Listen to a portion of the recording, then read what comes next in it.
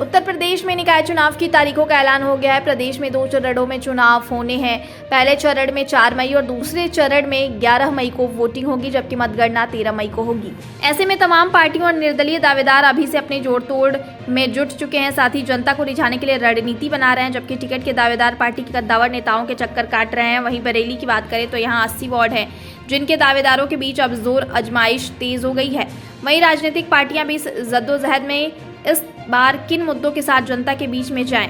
Smart city के वार्डों की बात करें तो तमाम ऐसे वार्ड हैं जो विकास से कोसों दूर हैं और यहाँ के बाशिंदों को कई तरह की परेशानियां झेलनी पड़ रही हैं। तो चलिए हम आपसे रूबरू कराते हैं इसी तरह के एक वार्ड 45 से, जो जगतपुर इलाका लगता है। यहाँ विकास के नाम पर जनता को ठगा गया है। क्षेत्र में कई जगह कच्ची सड़कें, जगह जगह झूलते बिजली के तारों के साथ ही मूलभूत सुविधाओं का अभाव है और लोग गंदा पानी पीने को मजबूर है। अमृत विचार की टीम ने जब वार्ड नंबर 43 में जाकर वहाँ की जनता से उनका हाल जाना तो लोग अपनी पीड़ा छुपा नहीं सके और निवर्तमान पार्षद पर भेदभाव से काम कराने का आरोप लगाया। क्षेत्रवासियों ने बताया, जगतपुर पानी की टंकी के नीचे लंबे समय से गंदा पानी भरा रहता है। इसके अलावा वहां बहने वाले नाले का पानी घरों में जा रहे सप्लाई के पानी को गंदा कर रहा है, जिससे वे लोग पीने को मजबूर हैं।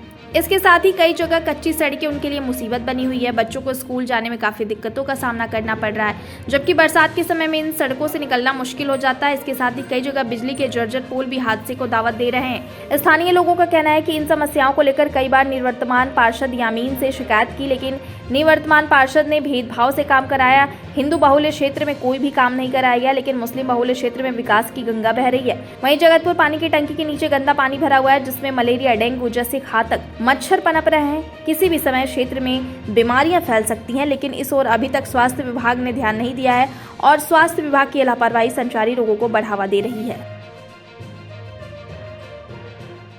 मैं वार्ड 43 में ही रहता हूँ। अच्छा, किस तरह की समस्या चल रही है? पानी वगैरह की क्या व्यवस्था है? पानी तो बहुत गंदा आता है हमारे क्षेत्र में। आपने देखा होगा टंकी के नीचे जब इतना गंदा पानी भरा, डलाव पड़ा हुआ है, तो पानी की समस्या तो बहुत ज़्यादा है। लाइट की बहुत समस्या है। कब से पानी टंकी साफ नहीं, कब से समस्या चल रही है? ये साहब हम कम से कम 5-6 साल से देखते आ रहे हैं कि पानी गंदा ही आ रहा है। और एक पानी की समस्या हो रहा है, हमारे यहाँ प्रेशर भी नहीं आता है। हर घर में मोटर लगाना पड़ता है। ये गरीब लोग मोटर लगाएंगे, कितना बिल देंगे? बिल दे दे के परेशान हो गए। और पूरे वार्ड की समस्या है।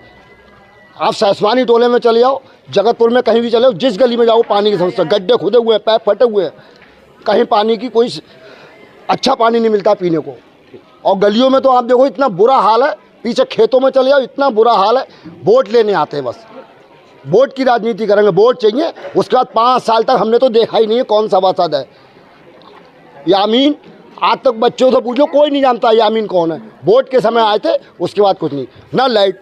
और जितना भी काम हो रहा है, जब ये चंद्रपाल है वो तैयारी कर रहे हैं अपनी चुनाव की। उनने विधायक जी के स्तर से काम कराया है।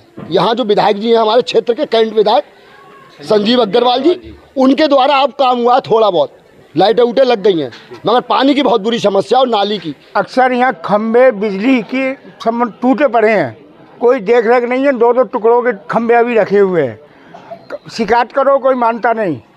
उसके बाद क्या है, नालियों की गंदगी बहुत हो रही है, जिसमें मच्छर बेशुमार है, गंदगी भरपूर है। पानी से बेचैन है आदमी, पानी पीने को नहीं मिल रहा है। बिजली के तार और बिजली के तार बिल्कुल ढीले पड़े हैं, कोई खींचने ही नहीं आ रहा है लाइन को।